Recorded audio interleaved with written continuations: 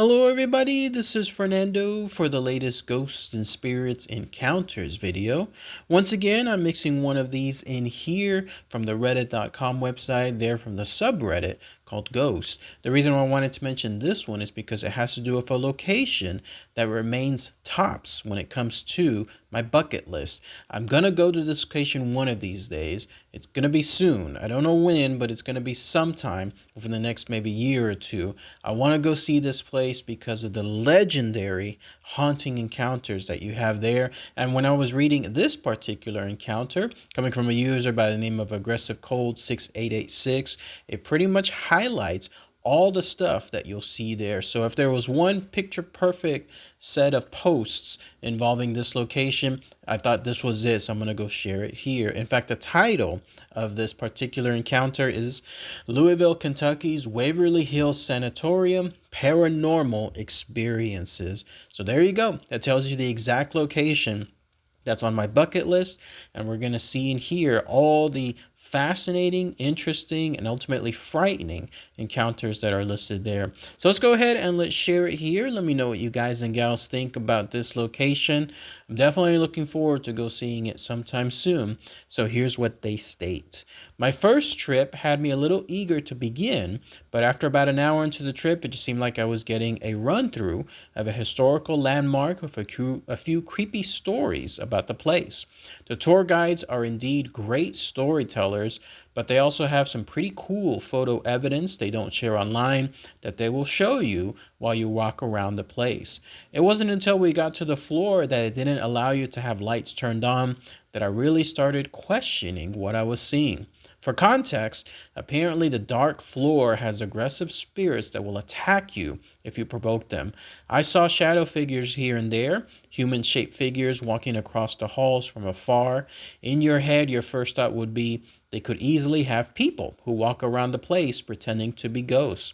I promise whatever my tour group was seeing were not real people, and they will even offer you to walk down the hall alone while others watch as your silhouette changes shape and appears to be morphing with these shadows beings, almost like watching a busy hospital floor, but if someone turned the lights off.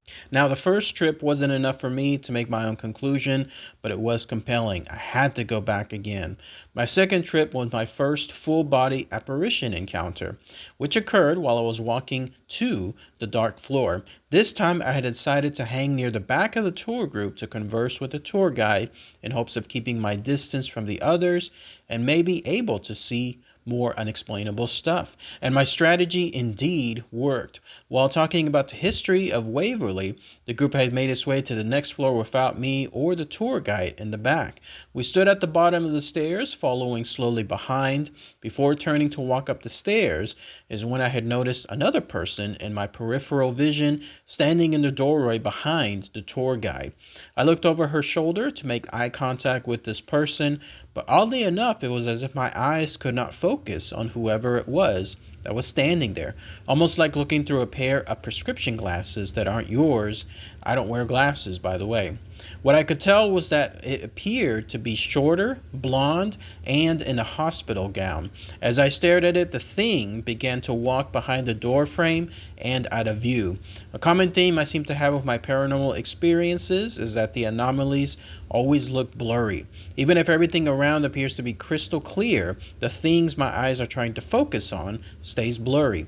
Your brain knows it's there, but it's as if whatever you're seeing is on a different plane of existence and you are peering through a foggy window. Okay, so second trip was pretty cool. I had to go back again. Now keep in mind, the three experiences I'm sharing with you are just the most prominent of each trip. Not the only thing that happened to me either. Anyways, on the third trip, I had my encounter with a being the workers there called the Creeper. Apparently this entity is known for climbing up walls and jumping onto people. While on the first floor and it's still daylight out, I again was walking in the back of the group towards the stairs over to the next floor when I suddenly felt something really cold rush up onto my shoulder, like a gust of wind. The tour guide walking beside me jumped a bit away from me in fear before I reacted, but when I turned my head towards the cool air, I found myself face to face with a black mass looming over my shoulder inches away from my face. I could make out one of the most sinister smiles and a pair of eye sockets with no eyeballs in them locked onto me. This was the first time I vocalized my fear while on one of these tours. I gave out a loud shriek as a grown man. Everyone in front of us jolted around to look at me. There were a couple of gasps and confused look from the strangers as the being darted away into nothingness. People immediately confirming what I saw felt pretty good. It was reassuring me that it wasn't my eyes playing tricks on me and they had seen the being on my shoulder as well. Then that's it. That's everything associated with these unique encounters from the user aggressive code 6886. So let's talk about that here. Great stuff, right? Isn't this just a really good post highlighting several different experiences that this user had at the world famous Louisville, Kentucky's Waverly Hills Sanatorium? I'm going to go there. I want to go there. At the same time, I'm wondering, what am I going to encounter there? How much can I truly stand that location? You've seen me in some of my past live streams and in some of my other videos as well. When something gets too much at a location, I just back out. I know my limits. Like, it's almost to the point of you don't want to touch the bear too long because you could get in a lot of danger that way. Here in this case, if I go to this location, I've heard that they have an overnight tour. Like, it's almost like a VIP tour where you can come across the location, go several floors, traverse as much as you want. You're basically there as a guest, but it's better than the regular tour because you're given free reins throughout the entire location. Could I handle something like that? If so, this would truly be the most haunted location I would ever have actually been to. To this day, the most haunted one that I've been to is over at the Zach Baggins Haunted Museum, the haunted basement associated with an entity there that I don't even dare mention the name just because it's bad juju to basically mention this entity's name. So I'm not going to mention it here, but I've been in that basement by myself in the darkness as whatever it was presumably surrounding me, and that's the most haunted location I can think of. This, though, would definitely put things to another level. Could I truly stand the night there? That's going to be a good test for me. Now, I've heard about that infamous hall, the one that the user was mentioning.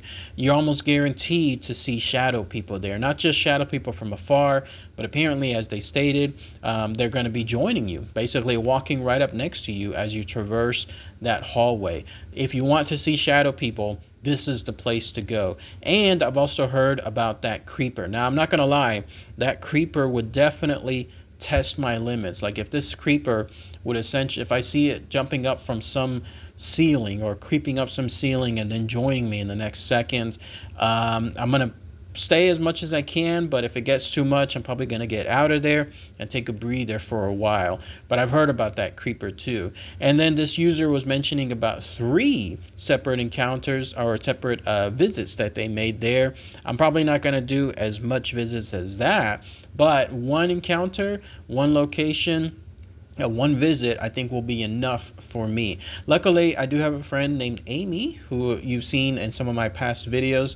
She has visited this location as well. She states that it's the real deal. They definitely have ghosts and spirits there, shadow figures as well, human-shaped figures, and so on. So I definitely want to go to this location. Now, if anybody has any experience associated with it as well, please post those comments below. Let me know what you guys and gals think about this. Anyone making plans to go check it out in the future, post them in the comments too. The one caveat about this place is that it's so popular. If you try to book a specific tour, you might be booking it a little bit a ways. Apparently, it's months out, and that makes it difficult, at least on my end, when it comes to trying to time a vacation around that spot. But I'm going to try still nonetheless and then see what happens afterwards. But again, anybody out there that has visited this spot, let me know. All right, everyone. Thanks again as always. Take care. Bye.